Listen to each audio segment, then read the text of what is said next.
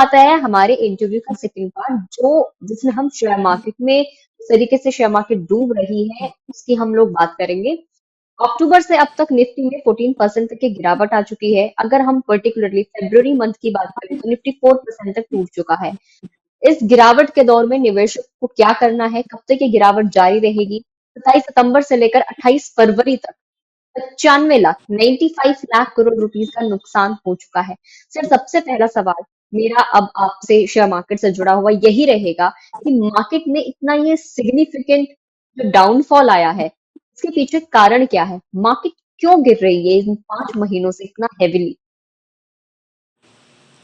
बहुत अच्छा सवाल किया है आपने भावना। मार्केट के गिरने के तो देखिए बहुत सारे कारण हैं और मगर सबसे बड़ा कारण जो है वो वही है कि इंडियन मार्केट जो है वो बहुत ज़्यादा ओवर वैल्यूड थी सितंबर में। और मार्केट जो है वो ट्रिगर ढूंढ रही थी उस ओवर वैल्यूएशन को न्यूट्रलाइज करने की। और वो बहुत सारे ट्रिगर्स मिल गए मार्केट को सितंबर एंड से लेके फरवरी तक। बहुत सारे ट्रिगर्स मिल गए उस ओवर वैल्यूएशन को नीचे लाने के लिए।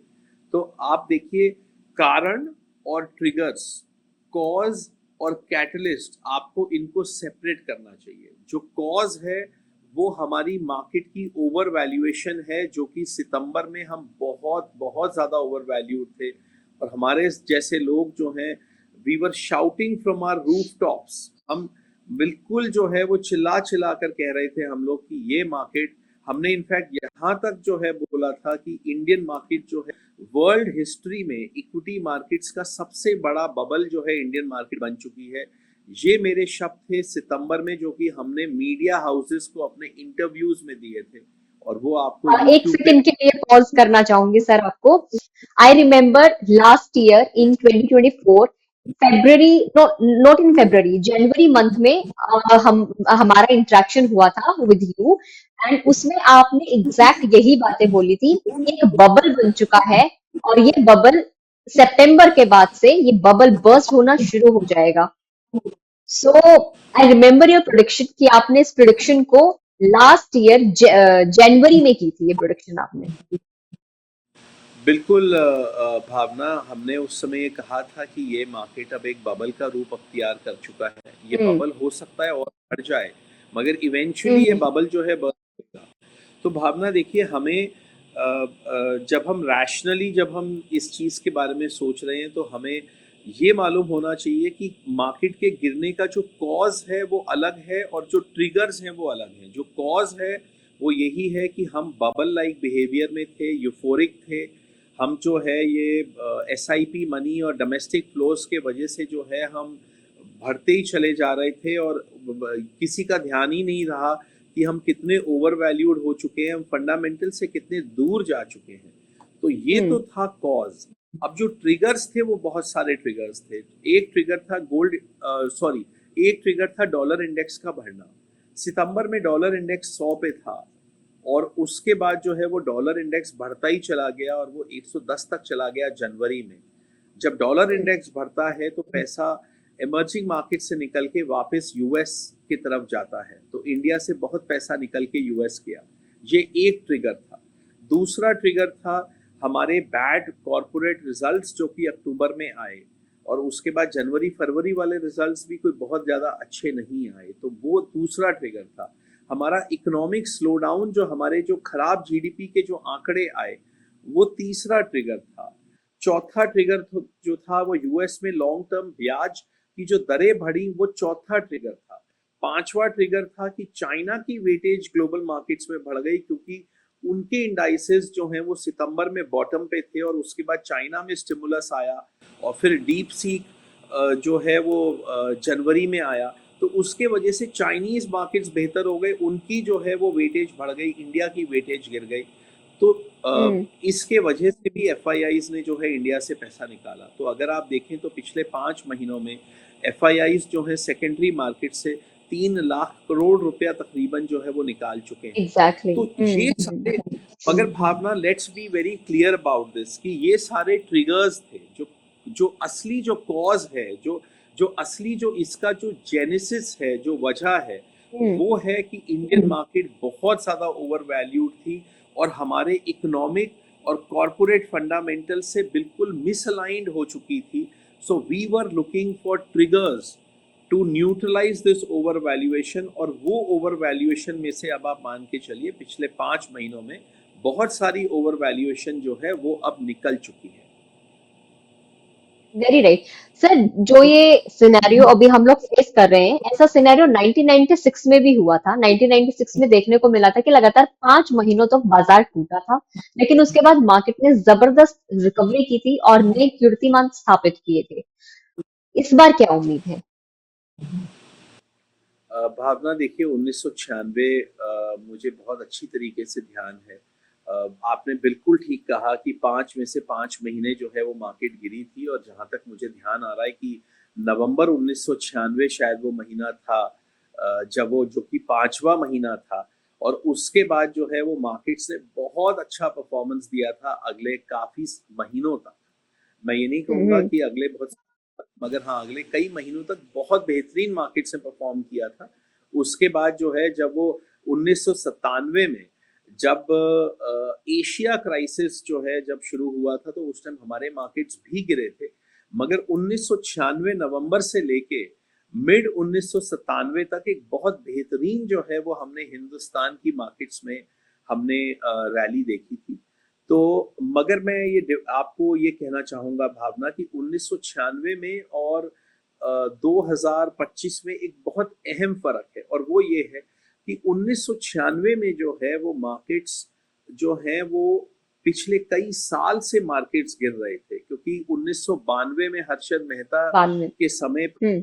हमने जो है मार्केट का पीक बनाया था मार्च अप्रैल 1992 में, और फिर हर्षद मेहता हम्म। स्कैम हुआ और 4400 4500 वाला जो सेंसेक्स है वो अगले कई साल तक नीचे वो जाता चला गया था।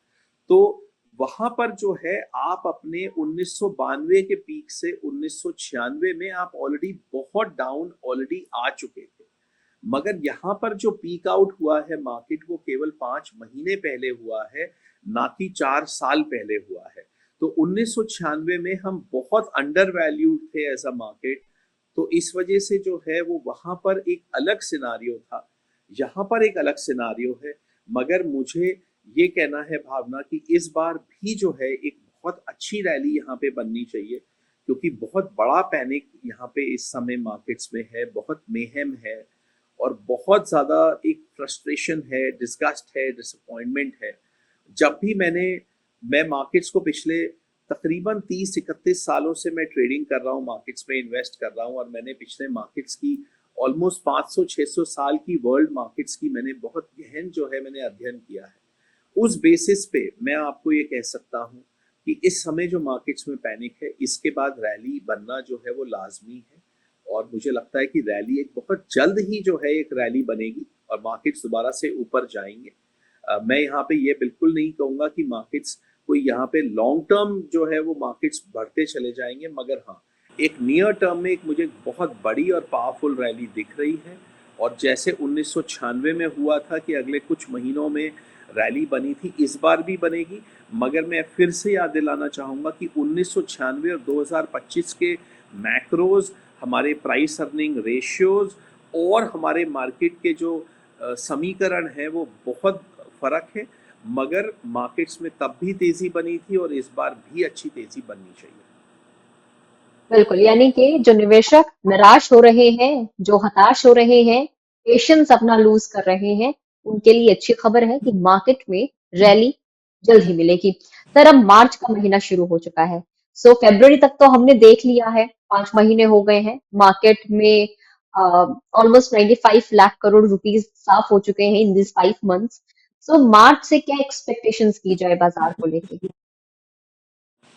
भावना में मार्च के महीने में मार्केट को लेके मैं काफ़ी आशा रखता हूँ, क्योंकि मार्च का महीना हम जिन प्राइसेस पे शुरू कर रहे हैं और जिस तरीके से मार्केट में फ्रॉथ क्लीन हुआ है। देखिए मार्केट को रैली करने के लिए सबसे ज़्यादा ज़रूरी जो इंग्रेडिएंट होता है वो ये होता है कि मार्केट में फ्रॉथ कम होना चाहिए। जो इना फ्रॉथ को से मेरा मतलब ये है कि मार्केट में जो कई वीक हैंड्स बहुत ज़्यादा स्टॉक्स जो हैं वो प्लस करके चल रहे थे, या फ्यूचर्स एंड ऑप्शंस में जो है वो प्लस करके चल रहे थे, या ब्रोकर के मार्जिन फंडिंग फैसिलिटी को बहुत ज़्यादा यूज़ कर रहे थे, वो इन अ वे मार्केट्स को वीक बनाते हैं, क्योंकि जब भी मार्केट टूटेगा उनको बाजार से निकलना पड़ता है, उनकी सेलिंग आती है और उस सेलिंग की वजह से बाजार गिरता है। अभी वो सब कुछ हो चुका है पिछले 2 महीनों में। बहुत सारी जो एफ एंड ओ की लेवरेज पोजिशंस थी वो कम हो चुकी हैं। बहुत सारी मार्जिन फंडिंग में जो एक्सटेंडेड पोजिशंस थी वो न्यूट्रलाइज हो चुकी हैं, वो कम हो चुकी हैं। तो मुझे लगता है कि मार्केट में एक बहुत बढ़िया एक ग्राउंड तैयार हो गया, एक बहुत बढ़िया बेस तैयार हो गया है, एक बड़ी खूबसूरत और एक बहुत पावरफुल रैली के लिए। और मुझे लगता है कि हम जहाँ पे ये मार्च का महीना शुरू कर रहे हैं वो एक बहुत अच्छा पॉइंट है जहाँ से रैली शुरू हो सकती है। अब देखिए, ये प्रिसाइजली कह पाना तो बहुत मुश्किल है भावना, कि हमने बॉटम 28 फरवरी को बना लिया है, या हम 3 फरवरी को बनाएंगे या 4 फरवरी को बनाएंगे, इतना कह पाना तो मेरी क्षमता से बाहर है भावना। मगर मैं इतना ज़रूर जानता हूँ कि हम मार्केट में पैनिक बॉटम के बहुत क्लोज हैं। या तो वो पैनिक बॉटम हमने ऑलरेडी शुक्रवार 28 फरवरी को हम बना चुके हैं, या हम 3 या 4 या 5 मार्च के करीब हम लोग वो बॉटम कायम कर लेंगे। उस बॉटम से जो है मार्केट में अगले कुछ महीनों में बहुत हैंडसम जो है वो रिकवरी आनी चाहिए। तो ये निवेश करने के लिए बहुत अच्छा समय है, और मुझे लगता है कि यहाँ पर आपको बिल्कुल भी हताश नहीं होना है। यहाँ पर आपको अपना संयम बिल्कुल भी नहीं खोना है, और आपको निवेश करते जाना है। बल्कि अगर आपके पास कुछ एक्सेस सेविंग्स हैं तो आप लमसम पैसा इन्वेस्ट कीजिए, और ईटीएफ रूट से जो है वो पैसा इन्वेस्ट कीजिए, जिससे कि आप उस पर कभी भी आप उसको चाहें तो आप उसमें प्रॉफिटेबली एग्जिट कर पाएँ। बिल्कुल। सर, जैसा मैंने आपसे सवाल पूछा था कि मार्केट क्यों गिर रही है, तो उसमें आपने एक कारण बताया था कि विदेशी निवेशक जो हैं, वो पिछले 5 महीनों में मार्केट से 3.10 लाख करोड़ रुपीस निकाल चुके हैं। इसके पीछे का रीज़न था कि चाइना की जो मार्केट है, वो ज़्यादा अट्रैक्टिव अब बनी हुई है। जब विदेशी निवेशकों ने पैसा निकाला, तो घरेलू निवेशकों को बिकवाली का पूरा दबाव झेलना पड़ा था। आगे क्या उम्मीद है? जो ये विदेशी निवेशक है, जिनका भरोसा कहीं न कहीं इंडियन मार्केट से अब कम हो चुका है, ये भरोसा, ये ट्रस्ट जो है, ये वापस कैसे लौटेगा? जी, भावना, बहुत अच्छा आपने सवाल किया है। देखिए, एक तो जो विदेशी निवेशक हैं, एक तो वो कोई होमोजीनियस ग्रुप नहीं है जहाँ पे कि सारे लोग एक जैसा ही सोच रहे हैं या एक जैसा ही कर रहे हैं। मैं आपको यहाँ पे उदाहरण देना चाहूँगा। मॉर्गन स्टैनली ने अभी 2-3 हफ्ते पहले इंडिया को अपग्रेड किया था, और उन्होंने इंडिया पे बहुत बुलिश कमेंट्री दी थी।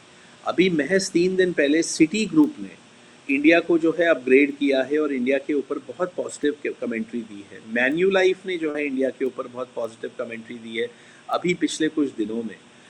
जेपी मॉर्गन जो है वो इंडिया के ऊपर इस टाइम पॉजिटिव है।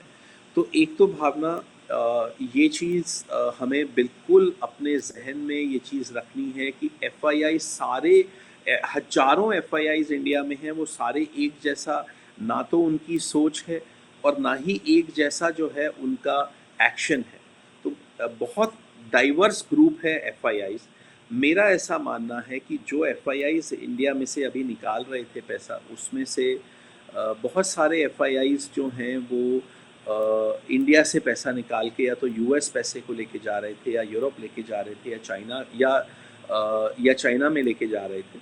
मुझे लगता है कि वो अब जो है वो कुछ कम होएगा, बिकॉज इंडियन मार्केट अब थोड़ी अट्रैक्टिव हो गई है, बिकॉज ओवर वैल्यूएशन कम हो गई है। तो उनमें से कई एफआईआईज जो कि इंडिया से पैसा निकाल रहे थे, क्योंकि उनको रिडेम्पशंस फेस कर रहे थे वो अपने निवेशकों से। जब वो अपने निवेशकों से रिडेम्पशन फेस करेंगे एमएससीआई इंडिया से, अगर वो बेंचमार्क है, तो जाहिर है उनको इंडिया में सेल करना पड़ेगा।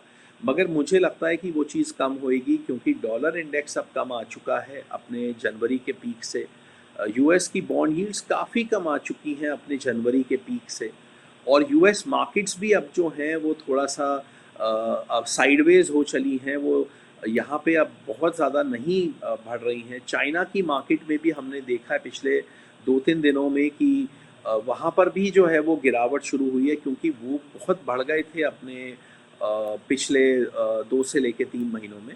तो मेरा ऐसा मानना है भावना कि इंडिया जो है वो धीरे धीरे करके एफआईआई सब पॉजिटिव हो रहे हैं। पहले मॉर्गन हम्म, पॉजिटिव हुआ, जेपी मॉर्गन पॉजिटिव हुआ, सिटी ग्रुप ने अपग्रेड किया है। सो धीरे धीरे करके मुझे लगता है कि सेलिंग अब कम होएगी, क्योंकि ग्लोबल मैक्रोज भी थोड़े से बेहतर हो चले हैं। थोड़ी थोड़ी सेलिंग कम होएगी, और मुझे लगता है कि इंटेंसिटी जब सेलिंग की कम होएगी तो डीआईआईज के पास अभी भी जो है काफ़ी पैसा आ रहा है, बिकॉज उनके पास एसआईपीज के थ्रू पैसा आ रहा है, उनके पास ईएलएसएस के थ्रू आ रहा है, एलआईसी के पास आ रहा है, प्राइवेट लाइफ इंश्योरेंस कंपनीज के पास आ रहा है, नेशनल पेंशन स्कीम के पास आ रहा है। तमाम जो है वो डीआईआईज के पास पैसा आ रहा है, और डोमेस्टिक निवेशक इवन डायरेक्टली भी जो हैं वो मुझे लगता है कि काफ़ी सेलिंग हो चुकी है, उनकी भी सेलिंग कम हो जाएगी। तो ये सारी चीज़ें मुझे दिख रही हैं, जिसकी वजह से मुझे लगता है कि एफआईआईज की सेलिंग कम हो जाएगी, और बल्कि मुझे कोई हैरानी नहीं होएगी भावना, अगर अगले 3 से लेके 5 हफ्तों में अगर एफआईआईज दोबारा बायर बन जाएं, क्योंकि इंडियन मार्केट शायद तब तक टर्न अराउंड कर चुकी होगी। मुझे लगता है कि एफआईआईज जो है नेट में बाइंग जो है वो शुरू कर देंगे आने वाले कुछ हफ्तों में। तो मैं एफआईआईज को लेके भी जो है काफ़ी आशान्वित हूँ। आशा रखता हूँ कि वहाँ पे भी बेहतर होगा, मार्केट भी बेहतर होगी, और ये जो पिछले 5 महीने में जो भी घटनाक्रम हुआ है, मुझे लगता है आने वाले 2 या 3 महीने उससे बहुत जो है वो अलग घटनाक्रम होने वाला है हमारी मार्केट्स में। बिल्कुल सर, इन दिनों जो हम देख रहे हैं ऑटो सेक्टर जो है, आईटी सेक्टर जो है, ये दो सेक्टर ऐसे हैं जो बहुत ज्यादा सबसे ज्यादा दबाव में है। इनके निफ्टी इंडेक्स जो है 2-2% से ज्यादा नीचे आ चुके हैं। तो आपको क्या लग रहा है कि जब तक ये डाउन ट्रेंड जारी रहता है, तो कौन कौन से ऐसे सेक्टर्स हैं जो डाउन हो सकते हैं इन आने वाले टाइम में? भावना, एक तो देखिए मुझे लगता है कि अब जो है मार्केट एक ऐसे मुकाम पे आ गया है, जबकि मुझे लगता है कि अ, सारे सेक्टर्स यहाँ से बढ़ेंगे, क्योंकि सारे ही सेक्टर्स में बहुत ज़बरदस्त पिटाई हुई है, तबाही हुई है बहुत सारे स्टॉक्स में। हम्म। अधिकांश सेक्टर्स में, चाहे वो आईटी है, चाहे वो आपका बैंकिंग थोड़ा कम गिरा है, मगर आईटी बहुत गिरा है, जैसा आपने कहा हम्म। ऑटो बहुत गिरा है, कैपिटल कैपेक्स बहुत गिरा है, रियल एस्टेट जो है बहुत ही ज़्यादा गिर गया है। तो मुझे लगता है कि देखिए बढ़ेंगे तो सारे, मगर मुझे फिर भी ऐसा लगता है कि एफएमसीजी शायद थोड़ा उतना अच्छा परफॉर्म नहीं कर पाएगा, क्योंकि हम्म। वो डिफेंसिव है, और अभी जो है मार्केट जब बढ़ेगा तो जो हाई बीटा सेक्टर्स हैं वो ज़्यादा अच्छा करेंगे। तो मुझे लगता है कि शायद एफएमसीजी उतना अच्छा ना कर पाए, शायद हो सकता है फार्मा भी उतना अच्छा ना कर पाए। मुझे लगता है कि स्मॉल कैप्स जो हैं वो थोड़ा अभी भी अंडर परफॉर्म कर सकते हैं, क्योंकि हम्म। वहाँ पे कॉन्फिडेंस जो है वो थोड़ा आने में अभी समय लग जाएगा।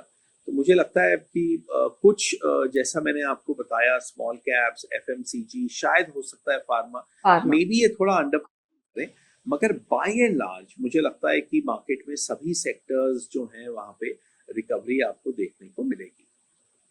बिल्कुल। सर, इसी के उलट अगर मैं क्वेश्चन पूछूं कि कौन से फिर ऐसे सेक्टर्स हैं जो बहुत अच्छा परफॉर्म कर सकते हैं? भावना, मुझे लगता है कि बैंकिंग बहुत अच्छा करेगा, वहाँ पे बहुत अच्छी हम्म। कंसोलिडेशन ऑलरेडी हुई है, और हम्म। फंडामेंटली जो है वो काफ़ी रीजनबली वैल्यूड है इंडियन बैंकिंग सेक्टर। तो मुझे लगता है वो बहुत अच्छा करेगा। मुझे लगता है पीएसयू स्टॉक्स, जहाँ पे कि ऑलमोस्ट हमने 40-50% की हम बिकवाली देख चुके हैं, तो आई थिंक पीएसयू स्टॉक्स अच्छा करेंगे। मुझे लगता है ऑयल एंड गैस सेक्टर जो है वो एक बड़ी तेजी के लिए जो है वो बिल्कुल तैयार हो चुका है, हमें बहुत अच्छी तेजी नजर आएगी। मुझे लगता है रियल एस्टेट में भी अच्छा रीबाउंड आएगा। तो इन सेक्टर्स पे जो है मैं ज़्यादा बुलिश हूँ। बाकी ऑफ कोर्स मुझे पूरा मार्केट ही अच्छा लगता है, मगर हाँ, ये कुछ 3-4 सेक्टर्स हैं जो मुझे लगता है कि आउट परफॉर्म कर सकते हैं। बिल्कुल। सर, जो ये मार्केट का बाउंस बैक होना है, ये कब तक आप देख पा रहे हैं कि कब तक हो सकता है? In the month of March और आफ्टर मार्च?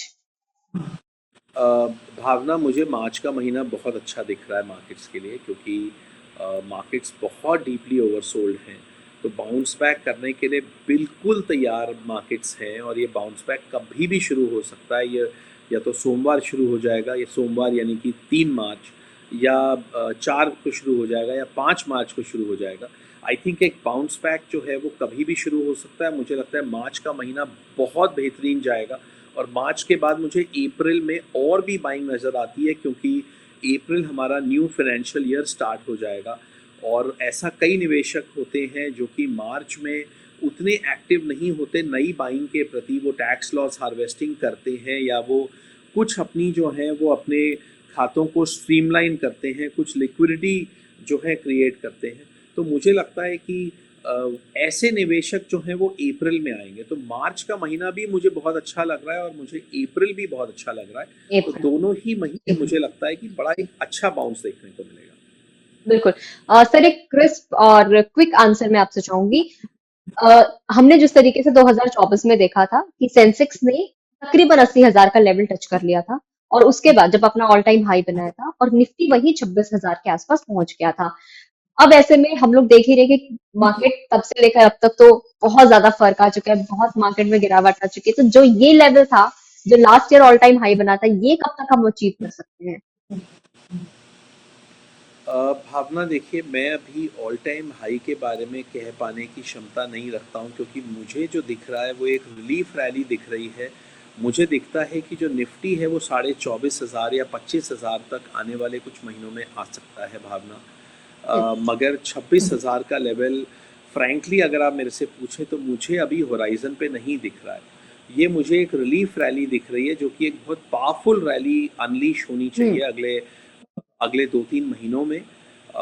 यहाँ से आपको बहुत अच्छी तेज़ी देखने को मिलेगी। मुझे लगता है इंडेक्स लेवल पे तकरीबन 8-1%, 8-10% की रैली देखने को मिलेगी और स्टॉक्स लेवल पे बहुत सारे स्टॉक्स में आपको 15, 20, 25, 30% की रैली देखने को मिलेगी। बट मैं अभी 26,000 को नहीं फोर्सी कर पा रहा हूँ और ये हो सकता है कि हम 26,000 से कुछ पहले ही हम जो है निवेशकों को जो है अपना सेल सिग्नल दें। तो आप हमसे संपर्क में रहिएगा और हम ज़रूर जो है आपको आने वाले 2-3-4 महीनों में हम आपको अपने तरफ से हम आपको ज़रूर पॉइंट आउट करना चाहेंगे कि अब जो है वो मार्केट्स में रैली आ चुकी है। तो यहाँ पर आप जो है दोबारा से निवेशकों को सलाह दे सकते हैं कि वो अपनी जो है वो प्रॉफिट बुकिंग करें और अपना जो है पैसा कुछ इक्विटी मार्केट से प्रॉफिट निकाल के कहीं और पे अपना निवेश करें। बिल्कुल। सर, आने वाले वक्त में कौन से फैक्टर्स हैं जो आप देख पा रहे हैं कि ये शेयर मार्केट की चाल को इम्पैक्ट कर सकते हैं? क्योंकि जैसा आप बार बार कह भी रहे हैं कि 3 4 5 के बाद मार्केट विथ बेस तैयार हो चुका है बाउंस बैक करने का, तो हो सकता है कि इस मार्च के महीने में पावरफुल बाउंस बैक हम देख सकते हैं। तो कौन से फैक्टर्स रहेंगे सर? भावना देखिए, अगेन क्या कॉजेज रहेंगे और क्या कैटलिस्ट रहेंगे, वो दोनों के बीच में डिफरेंशिएट करना होगा। जो हम्म। कॉज हैं वो ये हैं कि ग्लोबल मैक्रोज जो हैं वो बेहतर हो चुके हैं। एक और हम्म। कॉज है हमारा जो पिछला तिमाही जो गई है, दिसंबर का जो क्वार्टर था वो उतना बुरा नहीं था। वहाँ पे हमने एक जीडीपी में भी रीबाउंड देखा। आपके पास जीडीपी के कल ही आंकड़े आए हैं और हमने देखा कि 6.2% की जीडीपी ग्रोथ थी, 6.4% का जीवीए था और इस साल के एस्टिमेट को जो है उन्होंने 6.5 कर दिया है for the financial year 24-25। So I think एक शॉर्ट टर्म साइक्लिकल रीबाउंड भी आया है इंडियन इकोनॉमी में और मैं समझता हूँ कि इंडियन मार्केट की जो ओवर वैल्यूएशन है वो थोड़ी कम हो चुकी है। तो ये तो सारे तमाम कॉजेज़ हैं ग्लोबल से लेके इंडियन तक कि यहाँ पे क्यों जो है वो मार्केट बढ़ने चाहिए। और बाकी ट्रिगर्स हैं और वो ट्रिगर्स ये हैं कि हम जो है वो बिल्कुल फ्रॉथ जो है वो क्लीन अप हो चुका है। जो वीक हैंड्स हैं उनसे स्टॉक निकल के स्ट्रॉन्ग हैंड्स के पास जा चुका है। मुझे दिख रहा है कि एफआईआईज जो हैं वो अब अपनी बिकवाली धीरे धीरे करके पहले कम कर देंगे और फिर हो सकता है खरीदार बन जाएं। तो ये बाइज। तमाम फैक्टर जिसके वजह से मुझे लगता है कि कॉजेज भी हैं और ट्रिगर्स भी हैं, ये सारे मिलकर जो हैं आई थिंक हमारी अगली रैली को एक बहुत अच्छा रूप देने के लिए जो है वो बिल्कुल तैयार हैं भावना। बिल्कुल। सर, अब मेरा आपसे आखिरी सवाल, क्विक आंसर। जो निवेशक शेयर बाजार में इस वक्त डर रहे हैं, पैनिक में हैं, बाजार में निवेश करने से डर रहे हैं, डर की वजह से, अपने उस पैनिक की वजह से बाजार से एग्जिट हो रहे हैं, अपना पैसा निकाल रहे हैं, उनको क्या एडवाइस आप देना चाहेंगे? मैं उनको कहना चाहूँगा कि डर के आगे जीत है। तो वेरी वेल सेड। मैं ये कहूँगा कि अभी मत डरिए, आपको डरना तब चाहिए जब मार्केट्स बहुत ज़्यादा ओवर वैल्यूड हों और मार्केट्स जो हैं वो फंडामेंटल से मिसअलाइन हो जाएं और इतनी हाई हों कि वहाँ पे आपको डरना चाहिए। जैसा वॉरेन बफेट कहते हैं कि be fearful when others are brave and be brave when others are fearful. इस समय आपको राइट। ब्रेव होना, इस समय आपको जो है वो डर के अपने डर को जो है वो काबू में रखना है। इस समय आपको जो है यहाँ पे खरीदारी करनी है और जो समय जेन्युइनली दोबारा डरने का आएगा, जब बाकी लोग बहुत ज़्यादा आपको दोबारा से बहुत ब्रेव होते नज़र आएंगे या बहुत रिस्क लेते नज़र आएंगे, तो हम आपको दोबारा से पॉइंट आउट करेंगे कि वहाँ पर जो है आपको जो है वो डरना है या बिकवाली करनी है। अभी आपको बिल्कुल नहीं डरना है, अभी आपको निवेश करते जाना है, बल्कि जितना निवेश कर सकते हैं निवेश करना है। और अभी एक रैली आपको देखने को मिलेगी, उसके उपरांत जब वो रैली आ जाएगी तो हम फिर से जो है आपके समक्ष प्रस्तुत होंगे और हम अपने विचार रखेंगे कि अब आपको क्या करना है। बिल्कुल, बिल्कुल। सर आपका बहुत-बहुत शुक्रिया। जो इस पूरे एपिसोड से मोटी-मोटी बातें निकल कर सामने आई हैं, वो यही है कि अगर आप डर की वजह से एसआईपी को डिसकंटिन्यू कर रहे हैं, तो ये फैसला आपका एकदम गलत हो सकता है। इसके अलावा अगर शेयर मार्केट में अगर आप चाह रहे हैं कि अभी मुझे निवेश नहीं करना है या मुझे मेरे पास जो पोर्टफोलियो रेड देखकर एक डर पैदा हो गया है कि मुझे अपने शेयर से निकल जाना चाहिए, तो वो भी आपका गलत फैसला हो सकता है क्योंकि ये निवेश करने का बहुत अच्छा टाइम है और जैसा अमित जी ने बताया कि मार्केट बहुत जल्द हमें बाउंस बैक करता हुआ दिखाई देगा जिस तरीके से 1996 में हुआ था कि मार्केट ने बाउंस बैक किया था, इस बार भी करेगा। सर बहुत शुक्रिया, हमेशा ही इतनी अ, अच्छी जानकारी आपसे मिलती है, इतनी इंसाइट्स आपसे मिलती हैं और आपकी सबसे मेन चीज क्या है कि जो आपकी प्रोडिक्शंस होती है ना वो बहुत एक्यूरेट होती है। 2025 में क्या होने वाला है ये आपने 2024 में प्रिडिक्ट किया था कि एक बबल है जो बर्स्ट हो जाएगा और वो अभी हमें कहीं ना कहीं सितंबर महीने से दिख ही रहा है। ओवर वैल्यूड मार्केट हो चुकी थी, अब एक करेक्शन आ गया है और उसके बाद मार्केट एक बार फिर से बाउंस बैक करता हुआ दिखाई देगा। सर आपसे एक और एपिसोड हम लोग आपके साथ करेंगे जिसमें हम जब मार्केट बाउंस बैक होगा तो उस टाइम पे क्या स्ट्रैटेजी होनी चाहिए निवेशकों की वो आपसे जानने की हम कोशिश करेंगे। आपका बहुत बहुत शुक्रिया। ज़रा नवाजी के लिए बहुत बहुत शुक्रिया आपका भावना।